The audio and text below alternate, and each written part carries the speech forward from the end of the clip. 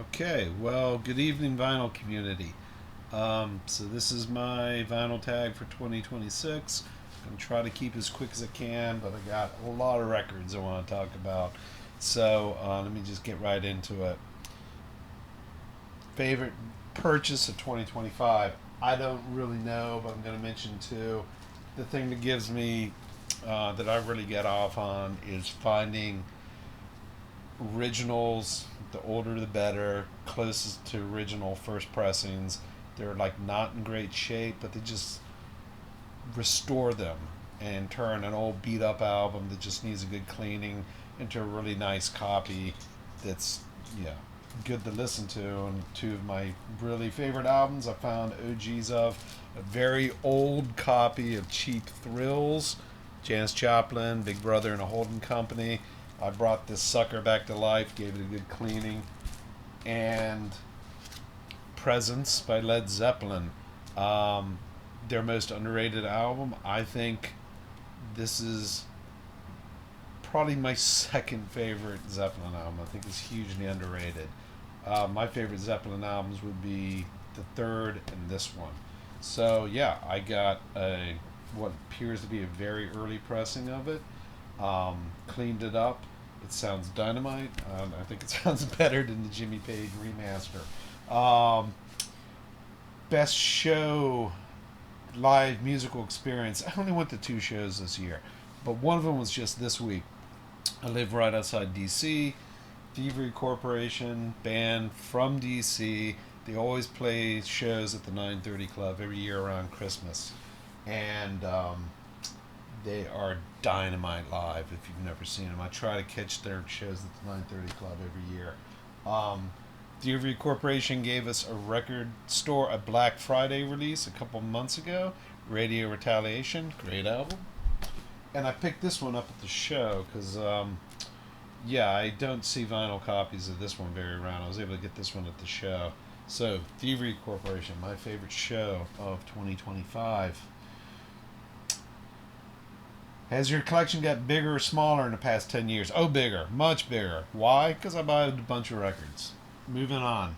You move into a new house, got one record turned up to 11 to announce your arrival. What is it and why?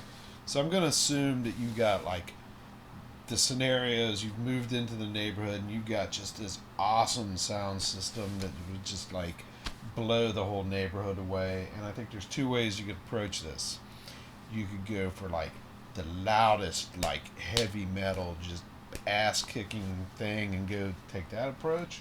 In which case, I'd pick Hellbent for Leather by Judas Priest, the title track Hellbent for Leather, which is just 2-3 minutes of heavy metal, just greatness. Blast that sucker into the heavens.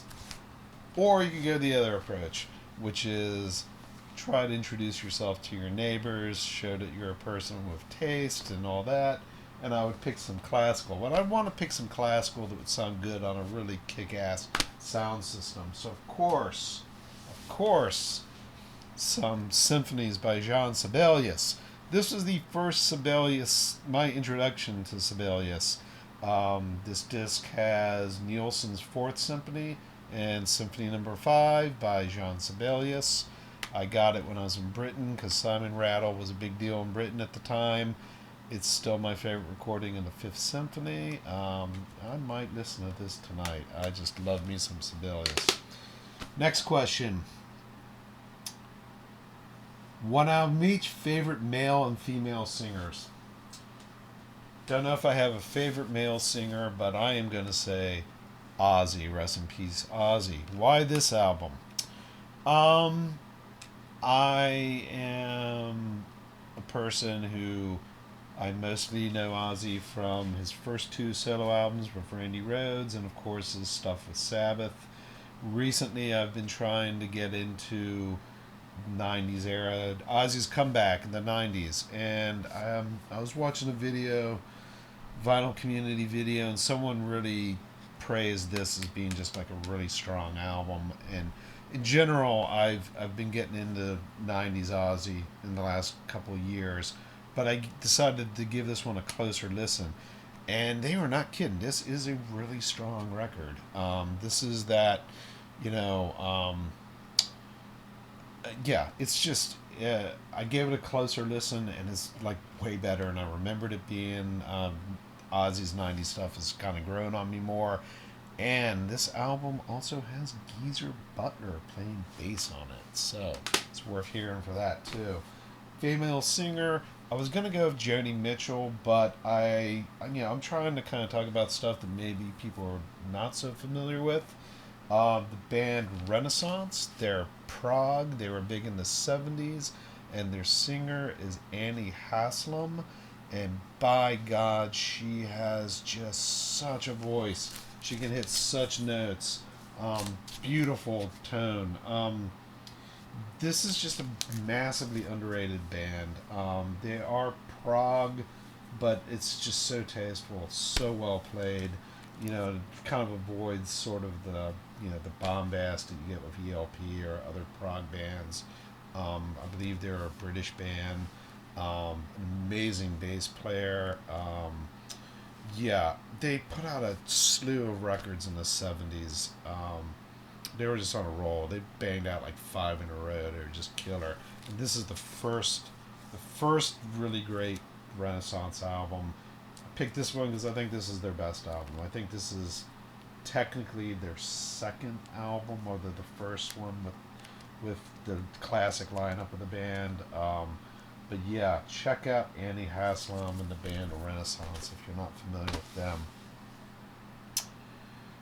We like to have fun here. Three soul or dance records. I listen to a lot of soul these days. Um, so I'm going to recommend three artists. First of all, some old soul from the '70s. You gotta check out some Lou Rawls, man. Fucking Lou. I've really grown to like Lou a hell of a lot. And the next two are contemporary artists. Curtis Harding. We got two albums by him. Good stuff, just killer stuff. Check out some Curtis Harding. And the real treat. This album came out in 2022. The artist is named Lady Ray. This was my favorite album of that year. It's amazing. I should check out. I don't know if she's put out anything since this album, but Glare is really obnoxious. But yeah, check out some Lady Ray. This album is just, man, I just love this album. I played that fucker to death when I got it. A real stinker, a track you hate from an album you love. I can't stand the track Dire Maker. I mean, I find this to be the most frustrating Zeppelin album. It opens with this, song remains the same, Rain Song. It opens so strong, and then the album just, it's just like, apart from No Quarter, the rest of the album's just not nearly as good as how it opens. I just find this album really frustrating. Um, and the track Dire Maker, I just skip that track. That is just a dog. I can't stand that track. So, oh, okay. One album from the last 6 decades. Okay. I gave this one a lot of thought. So I am gonna. I almost said Sergeant Pepper's. Again, I want to pick some stuff that maybe people are not so much for the '60s. I almost picked Sergeant Pepper's, and I'm gonna mention this album. Uh, Why 1967, Summer of Love, kind of the peak of the Flower Power movement. Sergeant Pepper's was the album of the year. But my understanding was in Britain at that time, the other album that was just huge that year was the first Procol Harum album. I love me some Procol Harum, man. They are just hugely underrated. I would really like to get a UK copy of this album someday. I know that the record company does what they always do in America. They threw the hit single on here. I'd like to hear an original UK of it at some point. Um, they went on to do albums that I felt were like much stronger than this one. But my understanding was if you were in swing in London in 1967, the other album everyone was grooving to, apart from Sgt. Pepper's, it wasn't Piper at the Gates of Dawn. It was the first Procol Harum album. This album was massive in Britain at that time. So an album from the 70s. I'm trying to pick albums I think captured the spirits of the times. So like one album that just kind of represents the 70s. I'm going with Black Sabbath Volume 4. One of their best albums. Just a titan. An absolute masterpiece. Why is this album so representative at the time? One word: cocaine. The band was the band was in LA. They, got turned on to, the nose candy, all that. They were very bad boys. The other big coke album of the 70s everyone talks about is Rumors by Fleetwood Mac. I, to this day, don't understand what the big deal is with Rumors. I think there's other albums by Fleetwood Mac that kicked the shit out of Rumors. I don't understand what the big deal is. But this is, man, they wanted to call the album Snowblind. The record company wouldn't let them do it. It's just 70s craziness, and it's just a beautiful thing. It's Black Sabbath Volume 4. So now, the 80s. I'm going to go with Speaking in Tongues by Talking Heads. I think this really represents the 80s in a lot of ways. When this came out, a lot of people bitched and moaned. They said that this was like a total sellout album. They had Burning Down the House was all over MTV. It was the 80s, man. They started as a punk, kind of a punk band, sort of punk, definitely punk, sort of punk, but not really. And then they kind of like put out an album that had some radio-friendly stuff on it, and it you could dance to it, and it was all over MTV.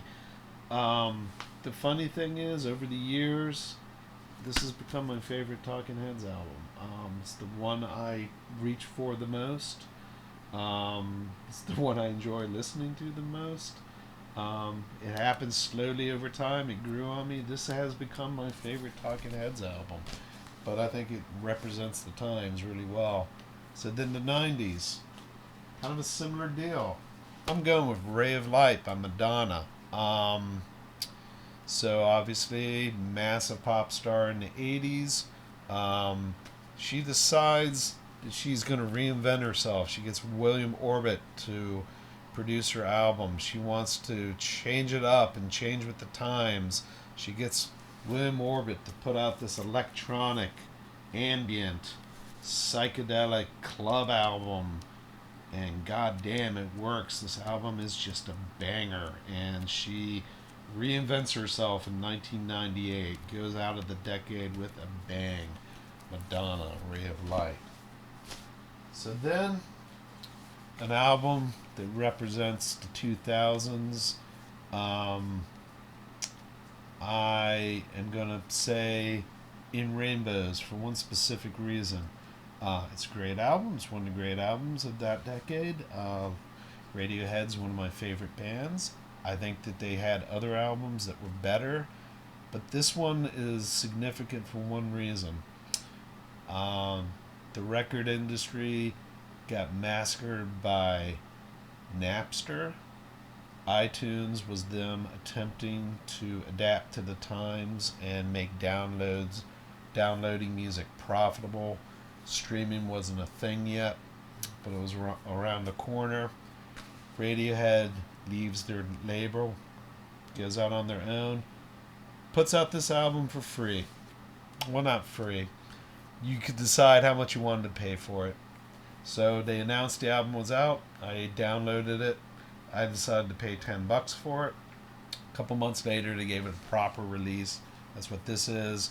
But yeah, they saw the writing on the wall. They said, pay what you want to for this.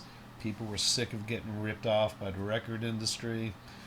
The 90s were, by the end of the 90s, people were paying a lot of money for some pretty lame albums. The second half of the 90s was pretty dismal, in my opinion.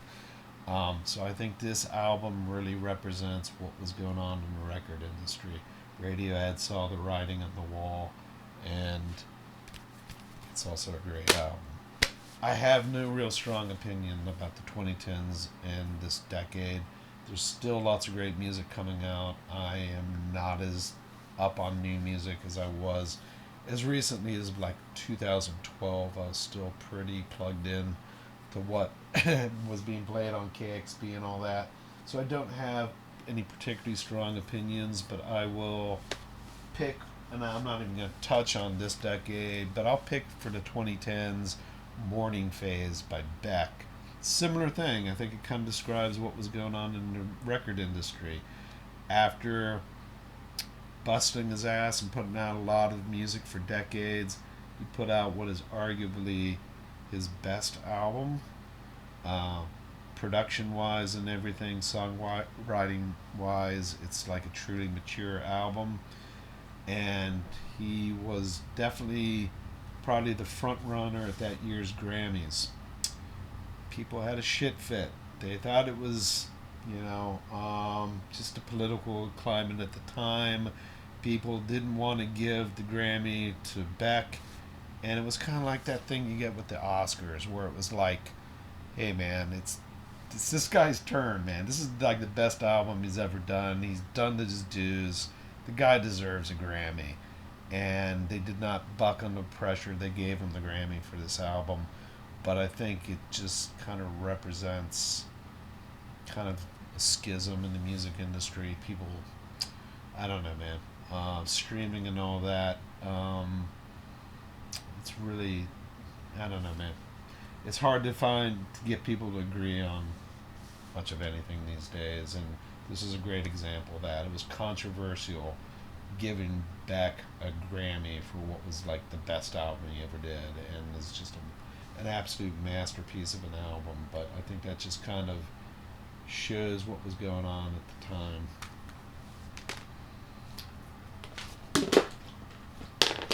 So next question is, if you can meet one person, like a musician, rock star, I'm gonna say I would really like to meet Dave Gilmour of Pink Floyd. Every time I've ever seen interviews or all that with Gilmour, he seems like a really cool dude. Unlike Roger Waters, he's a complete jerk. And I will tell you a quick story. There was an interview out there with Gilmour that I thought was pretty interesting. Um, Gilmour was friends with Syd Barrett going back to like high school. And he ended up becoming Syd Barrett's replacement. I think we all know the story of what happened to Syd and all that. And he gave a really interesting interview where, during those years that Syd was kind of a hermit, the family said they thought it was not good for Syd's mental health for the members of Pink Floyd to come by. That he got really upset when people brought up the past or brought up Pink Floyd, and they respected the family's wishes. And Syd passed in 2006. And I saw this really interesting interview with Gilmour, who again had known Syd prior to Pink Floyd, going like way back to high school. And he said that he regretted never visiting Syd. And the way he put it was like, there was no reason why I couldn't have just dropped by one day and said, "Hey, let's have a cup of tea, just two friends. Talk about old stuff like way before Pink Floyd." And he just says he regrets that he didn't go by and just said, "Hey, forget all that. Let's just have a cup of tea and talk." And yeah, he just seems like a genuinely decent person. And he doesn't seem like he has a big... The guy is the fucking guitarist in Pink Floyd, but he doesn't seem to have a big ego or a big head. Again, couldn't be more different than Roger Waters. So if I could meet anyone, I would want to meet Dave Gilmour. He seems like a really cool dude. Moving on. An album that you've given up trying to like. Yeah, there's definitely one that I've completely given up on. Music from Big Pink by the band. Don't like the band, can't stand the dude's voice. done trying to get. I know that it's apparently a really important album. Done, done, done. Um, Done with trying to get in the Porcupine Tree. Not, never gonna happen. I do like the first Steven Wilson solo album, but I've tried Porcupine Tree. I am not doing Porcupine Tree anymore. But I'll tell you an example of an album that I gave up on, and then one day it clicked. I traded my copy of Pink Moon by Nick Drake. Just couldn't get into it. Gave it to the used CD store. Burned a copy of it first, though. A couple months after I'd traded it away, I threw my burned copy into a CD player in my car. Was driving to work that day, and I was like, hey, hey, this is pretty good. Then I listened to it again, and it was like, it's even better. And now I just love this album more and more every time I listen to it. But yeah, it's very, as if you know the album, you know it's a solo, a man and his acoustic guitar, and so it's a little bit subtle. But once the songs get kind of under your skin and you kind of get familiar with what he's doing on the songs, it just gets better and better with each listen. So, oh boy, an artist that you just, their personality ruins it for you. Grimes. She's married to Elon. Was married to Elon Musk. When I found that out, the thought of listening to the Grimes album just made me want to barf. I sold my one Grimes album, and I'm like, I can't get past that. I'm like, the hell is wrong with you? So, if you had to sell your vinyl or blah blah one album you'd sell, I hate this question. That's like saying like, what's your favorite album that you'd never get rid of? I can't do that. Now I think that they are saying like, is there an album that you have sentimental feelings for? And I would say there is one that possibly meets that criteria, and that is my copy of Skylarking by XTC. I was just out of high school, and I read a review of this album in the Washington Post. They said it was kind of neo psychedelic, and it sounded like the Beatles.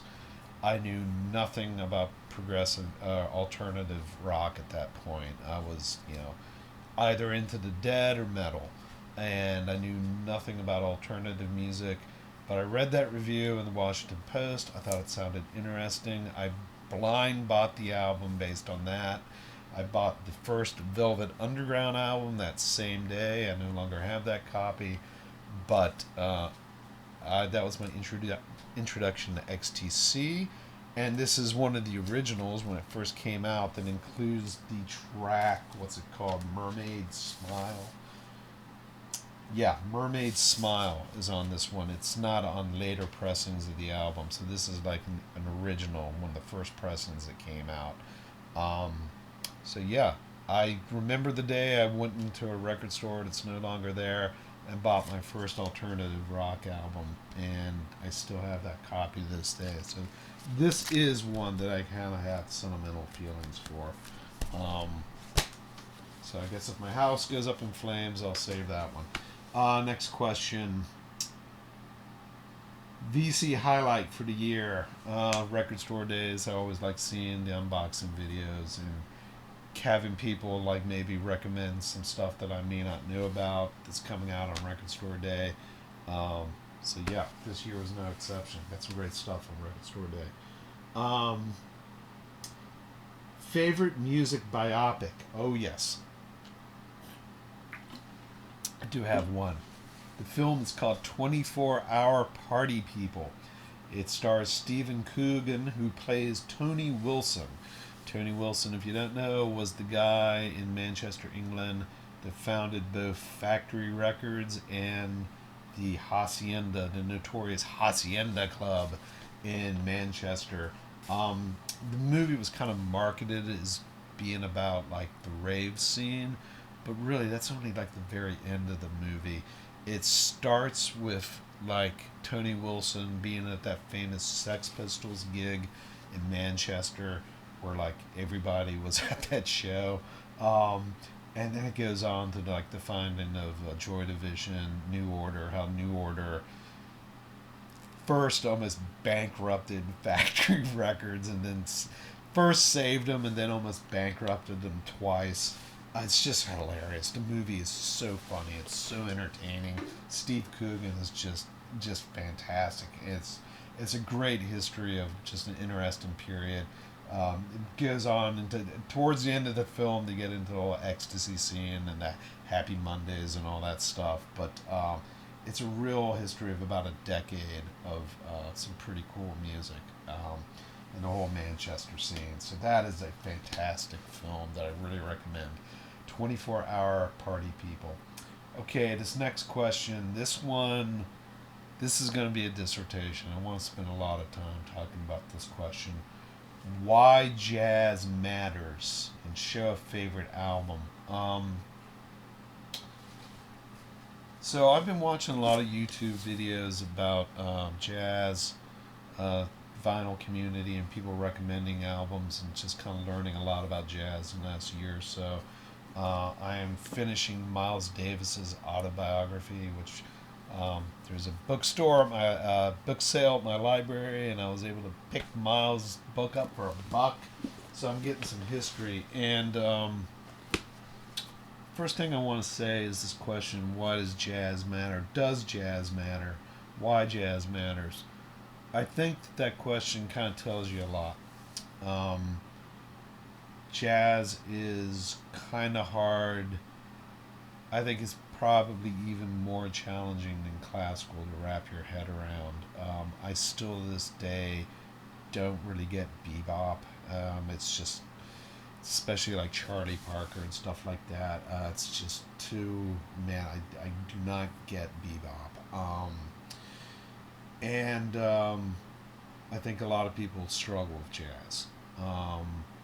But once you kind of, um, I've had different periods. I think I first got kind of turned on to jazz like in the 80s. I tried picking up a couple albums that were recommended. Maybe developed a bit of an interest. Kind of my first time really kind of latching on to jazz was when I got turned on to Wynton Marsalis, who was a popular, got a lot of media coverage like in the 80s, and I was able to see him at the Kennedy Center once. Um, and he was kind of like a spokesperson that kind of brought jazz back for a lot of people. And, Frank Zappa was quoted once as saying, "Jazz is not dead, it just smells funny." He said that in 1973. Um, so here's kind of my own opinion and some opinions I've heard from other people and stuff that's also echoed in Miles Davis's book. Jazz kind of fucked itself in the 60s. I think jazz fucked itself in two ways. There was free jazz. Musicians like Ornette Coleman, um, just very abstract, out there, kind of chaotic jazz that the critics loved, and but a lot of the audience for jazz was like, "What is this shit?"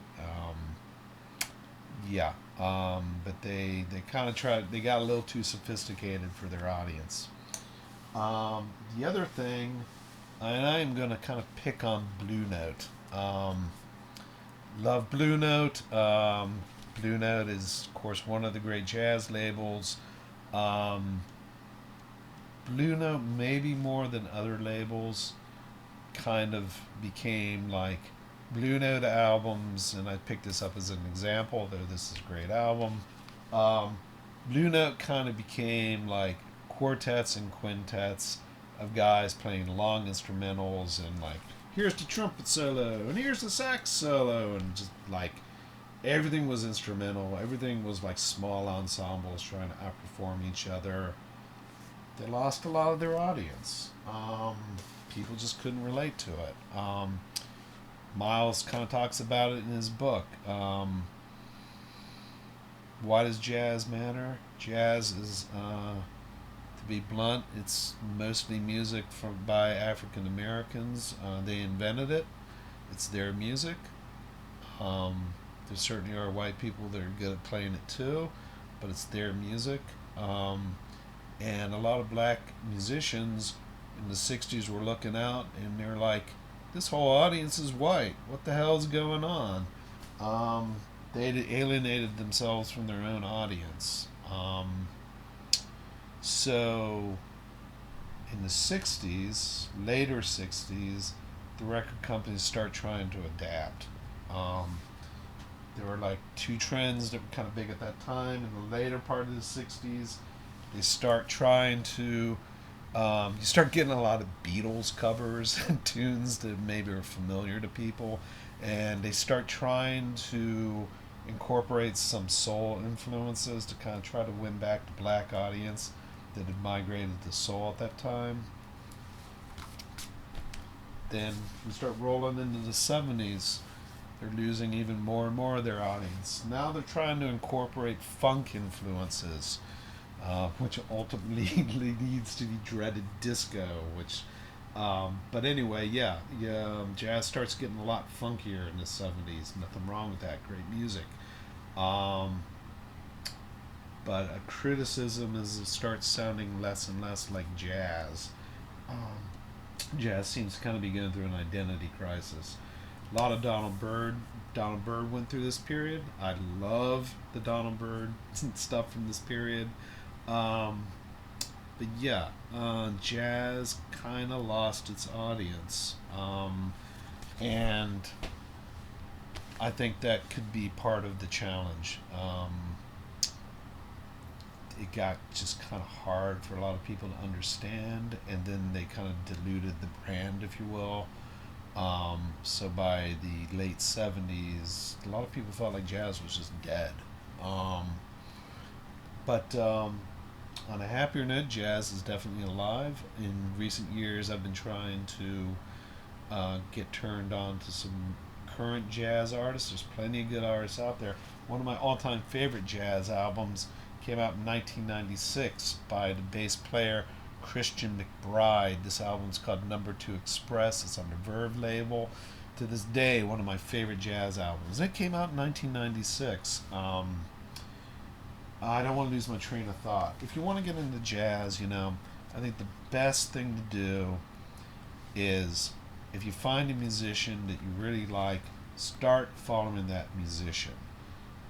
You'll find out like he'll the artist will have his or her own albums where he's the leader, and he'll probably show up on other albums supporting other musicians.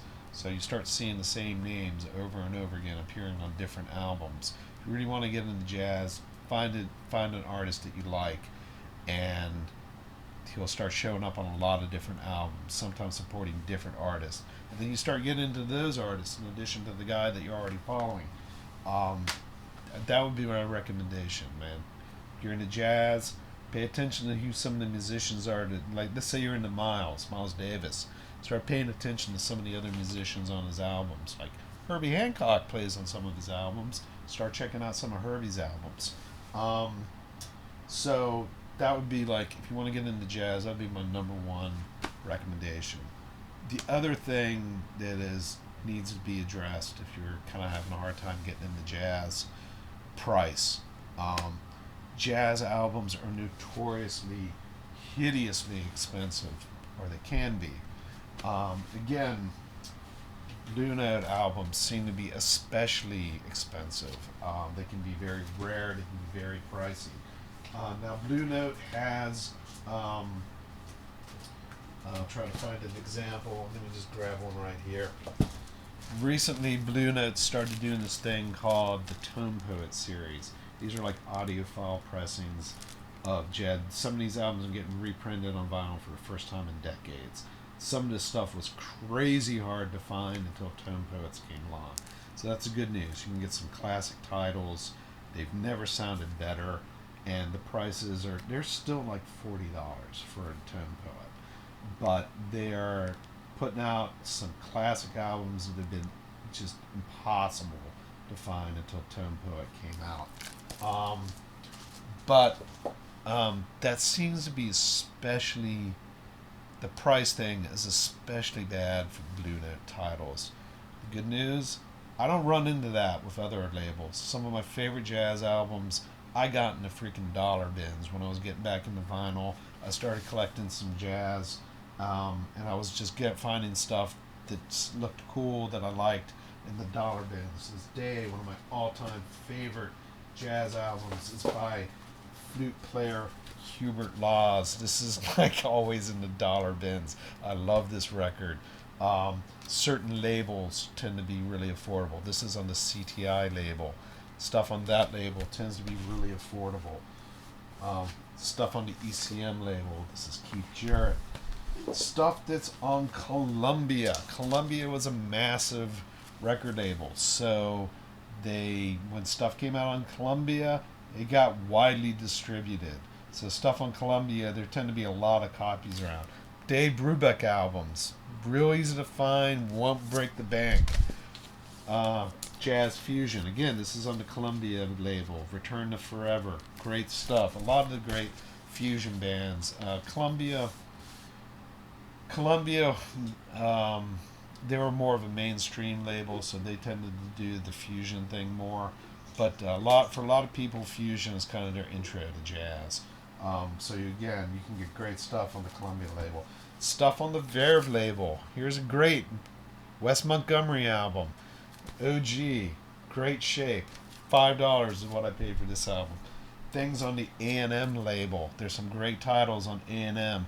A&M later morphed into CTI. Great stuff on that label. You said to pick like one album. It's just like one jazz album, and I think there's two that are like favorites for me. One is the Hubert Laws album that I've already shown. Another one this was my first Ahmad Jamal album. I found it at a record store for $5. I absolutely fell in love with it, and now anytime I see a record, pretty much if I see an album by Ahmad Jamal and I don't already own it, I pretty much buy it. I just think he's an amazing piano player. He was also Miles Davis's favorite piano player, although he never actually recorded anything with Ahmad for some strange reason. But yeah, this was my intro to him. This is maybe kind of a dated album. It's like instrumental, but with like a choir singing on top of it. That was kind of a trend in the '60s. There are a few albums like that. But I heard it, I fell in love with it, and I've been a fan of Ahmad Jamal ever since. So, yeah, that's the end of my lecture about jazz. I guess the takeaway is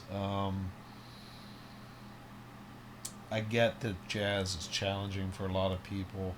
My recommendation, find a couple musicians and follow them.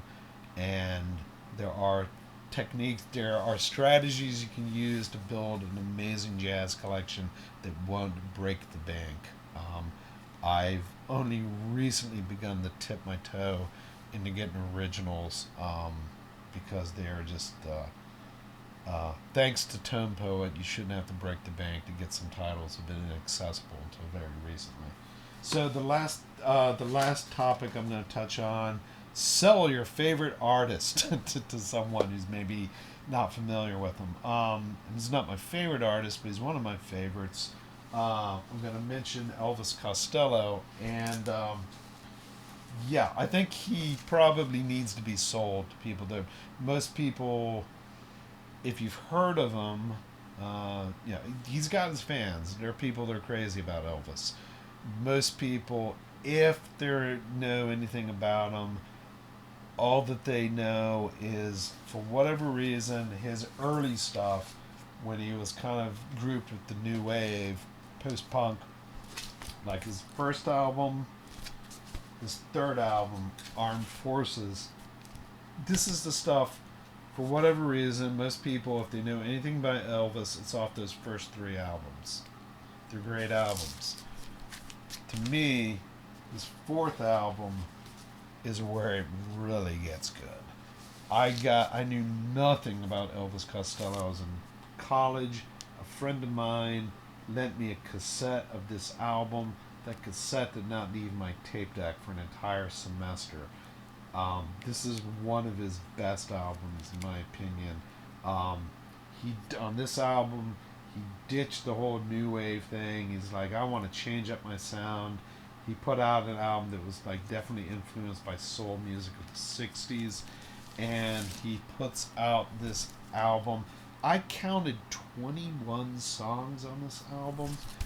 It's almost like a Beatles album in the sense that all the songs are really short. They're all like these 2 minute just gems of just amazing songwriting, musicianship, just bam, bam, bam, bam, just one great song after another. Um, and So yeah, I would say if you really want to get into Elvis Costello, you really want to hear what all the hype is about, check this album out. I mean, this is what worked for me. Um, do yourself a favor, get away from the stuff everyone knows and dive deep into the catalog, man. This guy has got just some amazing stuff. So that's my pitch for Elvis Costello, man. If you're not into Elvis, do yourself a favor, get away from the big hits and go dive deep into the catalog, and you'll find out why he's such a highly regarded songwriter. So, thanks everyone. I hope you all have a great 2026. Um, I haven't done a vinyl tag in a while. I don't understand why we're doing them in December now instead of January like we used to do, but um, yeah. Some good topics as always, and I'll see you guys around in 2026. Happy New Year's, everyone. Good night.